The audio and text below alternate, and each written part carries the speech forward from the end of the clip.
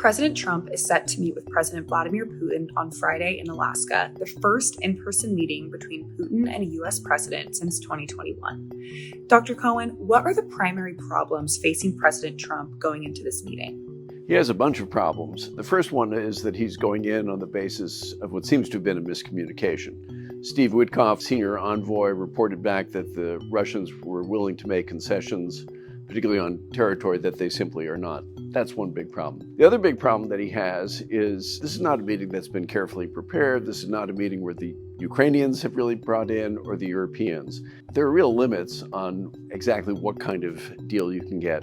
So, can a peace deal even happen without Ukraine there?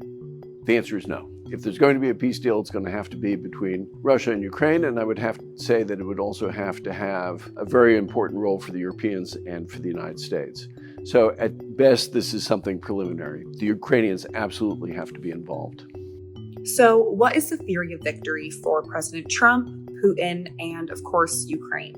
Well, the theory of victory for Trump is that he's a master of the art of the deal and that he'll be able to concoct a deal and the problem goes away. That's pretty unlikely. The theory of victory for Vladimir Putin is that he can really pry apart the United States from Europe and from Ukraine and then really pretty much get his will with Ukraine. I think that's unlikely too, because I don't think the Europeans are willing to go along with that. The theory of victory for Volodymyr Zelensky is a difficult one because either there's going to be some sort of interim deal in which Ukraine temporarily loses territory, or you continue to conduct the war with the view that Russia will at some point collapse, that the pain is just too much. That really depends an awful lot on what kind of support he gets from the outside and the willingness of his own people.